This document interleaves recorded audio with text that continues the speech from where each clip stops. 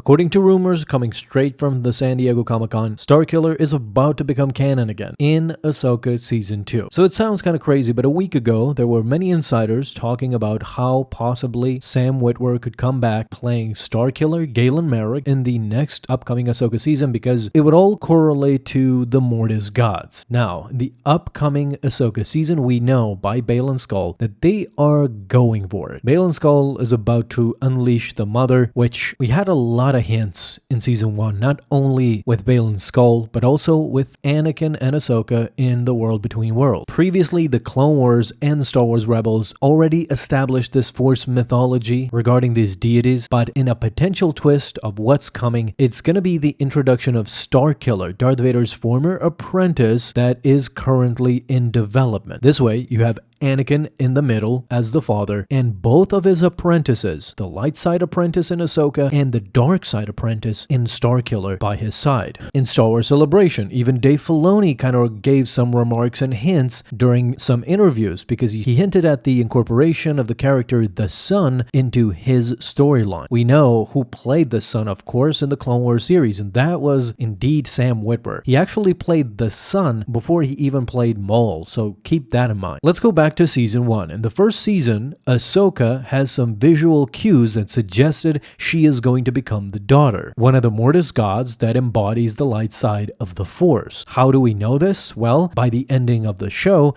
she donned the white clothing. She actually became Ahsoka the White. So she is the embodiment of the light side of the Force. Then we go to Anakin Skywalker, who was formerly Darth Vader. He could assume the role of the father, overseeing both of his apprentices, Ahsoka and Starkiller, who embody the light and the dark side. What's even more interesting is that Anakin himself represents both sides, represents the balance because he is the chosen one. He actually did this in front of the father. He controlled with the Force, he controlled both the son and the daughter. Now, Dave Filoni is known for integrating elements into Star Wars Legends continuity and bring it over into canon. Now, there were several nods to Starkiller that appeared even in Andor, by the way. We're going to talk about it later on because there are many hints. This is not just a rumor. Starkiller was hinted at a lot during these past years. If we go to Sam Witwer, for example, he has downplayed his involvement in Ahsoka many times. He has been credited with providing the voice of the Son in the first season. He has been credited in the Ahsoka series, but for some other voice work. Some fans initially speculated that Witwer might have been playing the character Merrick, but as we learned, this was untrue. What we do know about Season 2 is that Dave Filoni revealed the first half of the season will feature a major war. Then, Hayden Christensen, we know that he is very involved with Season 2, so much so that he has been filming for a month now, and he will film throughout October. So this is like 5 months of shooting. This has to give you some sort of a confidence that he will be much more involved in Season 1. All in all, there's going to be 8 episodes planned. So if the first half, maybe Episode 3. By Episode 3 and the beginning of Episode 4, there's going to be a major war. We know that because Thrawn is now back into the main universe, into the main galaxy. Ezra Bridger is too. So they will probably fight. But back here, back on Peridea, Ahsoka is alone with Anakin's Force Ghost. And now, what Baylan will release, we don't know, but we suspect it's going to be the Mother. So this Mortis Gods thing could really be happening in Season 2, and this is the only way, I think, for Starkiller to legitimately, perhaps, come back into the fold. I know Dave Filoni would love that idea because he was really much involved during those times. Now let's talk about all the hints and all the Easter eggs that have hinted on Starkiller's return. Okay, so if we go by Andor Season 1, the first thing you'll notice is some hints and some Easter eggs where in Luthen's shop you can clearly see a Lord Starkiller armor fully visible, and I don't care what the excuse was. I don't care if it's a Utapau armor, ancient armor. I don't care about that. It was indicated specifically because of Starkiller. That armor is irrefutable evidence that it's an Easter egg from Force Unleashed video game. Sadly, those are legends, but with Andor, I think that we have so many hints that Starkiller could one day become canon, because they kind of make it a point. I don't know if Tony Gilroy is a fan of Starkiller, but it's not a coincidence with the second season. Now, the first season, as I said, the armor was a hint, was a huge hint, but in the second season, we have Pendergrass saying that the systems are starting to rise up to the tyranny of the Empire, and they're starting to be armed and mobilized and everything,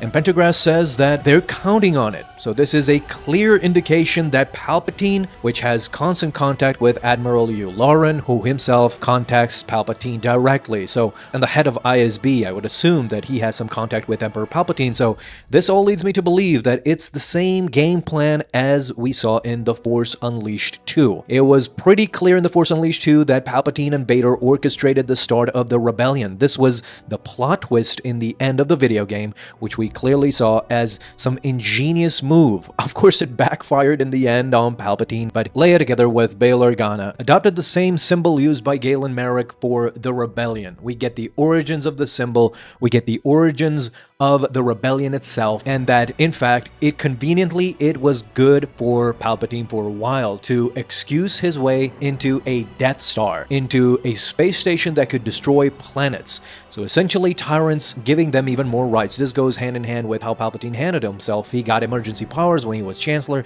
This is how he became Emperor, and now to subjugate every single system in the galaxy, he gives himself even more power through a rebellion that is killing Imperial troops, or at the very least, resisting in some way or another. Our second point of the day, and the best one, bring a Legends character into canon. This has always been championed by the fans, and I don't understand why Disney and Lucasfilm don't actually, think this through more, because when has it ever been a downside for a Legends character to become canon? Even if you bring Galen Marek, aka Starkiller, back into canon, back into the fold, and I guess even if you can incorporate him as the secret apprentice that nobody knew that Darth Vader had, it still wouldn't affect the canon timeline. That's because nobody knew about it. Not the Inquisitors, and from the jump, not Palpatine either. He found out later on, but only Vader and Starkiller. This gives you a great TV show if they ever come into that. You see, the problem I have with Disney right now is that they're so focused on this future stuff, and rightfully so. I mean, an Avengers version of Star Wars is perhaps a great thing. I mean, the Mandalorian movie, Ahsoka Season 2, I think will feature so many great characters in one place that there's no other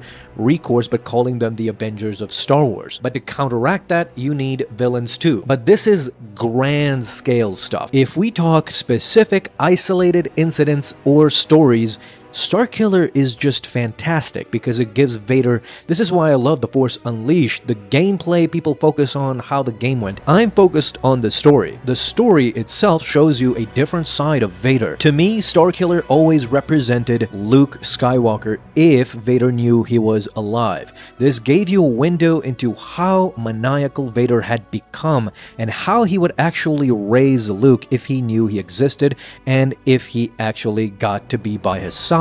This is how Vader would mold Luke into becoming a Sith assassin or a Sith Lord, him and his son taking over the galaxy. And this is reflected in Empire Strikes Back when Vader desperately wants Luke to join him and to overthrow the Emperor. So bring a Legends character back into canon.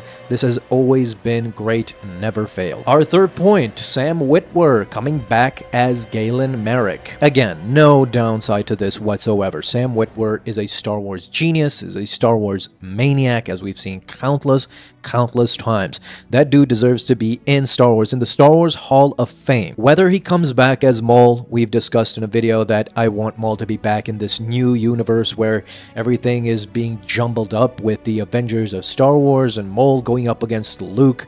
A Grandmaster Luke would just be beautiful, but imagine him coming back as Starkiller, the original Sam Witwer that we first saw introduced into Star Wars media was through Force Unleashed. Before that, he was only a voice-over character, with voicing many characters, including, of course, Maul in the Clone Wars. Around that same time, through the Clone Wars, the Force Unleashed was unleashed as well to the fans, and Sam Witwer has just been a legend ever since. He hasn't taken a step back at all, and just like Ahmed Best, just like we pleaded with Disney and Lucasfilm to bring Ahmed Best back, to forget all that controversy with Jar Jar and everything. And now Ahmed Best loves, and the fans love Ahmed Best. Everybody's in concurrence that Ahmed Best needs to be in Star Wars, whether as Keller and Beck or as Jar Jar, we don't care. We just want Ahmed Best into Star Wars, and I think the same sentiment is present for Sam Witwer too. It will always be there. So Disney, listen to the fans. It's just that simple. Alright, so in this Starkiller TV series, Vader, of course, is the main antagonist. Now, I'm not saying copy the video games beat by beat. This would suggest that many fans would know what happens, but the main elements should be there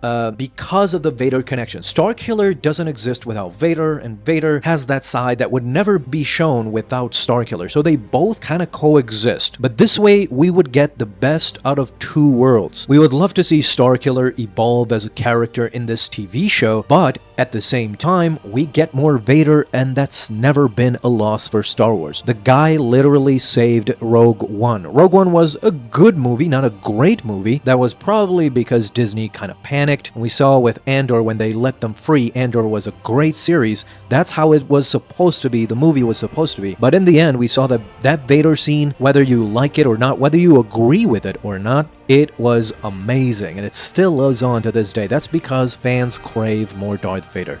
Darth Vader, as the antagonist of this show, he is a quiet antagonist. He doesn't hunt down Galen Marek from the jump. It's a process. As we see episode by episode, Vader gets frustrated more and more with Galen Marek as he slips through his fingers and joins the Jedi, and this is how the series evolves into the finale, which should be amazing. So, let's go through our next talking point. Season 1 ends with a Starkiller Vader duel, and the rebels in the end help him escape. Now, what can I say about this? This is the ending of The Force Unleashed 1.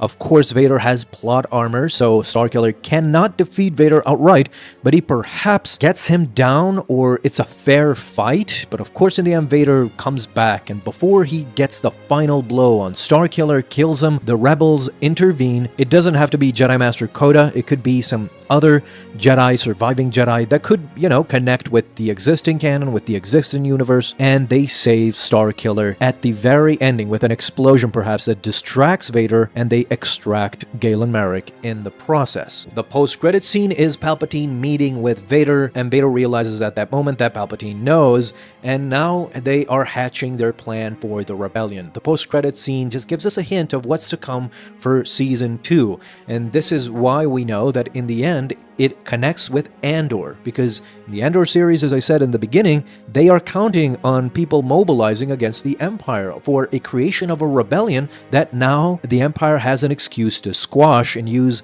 all of its resources. My next point is games are an inspiration, but the stories may vary in canon. So you don't have to go beat by beat everything that happens in the video games. They can have the elements that are there, the core story, but with a few twists here and there, and you can really evolve Starkiller even more out of those video games into a fleshed out character that Sam Witwer can just act his behind off, and we can have a great show that way, with connecting with the present canon. Lastly, I would love for Season 2 to feature The Force Unleashed 2 ending, which is just epic.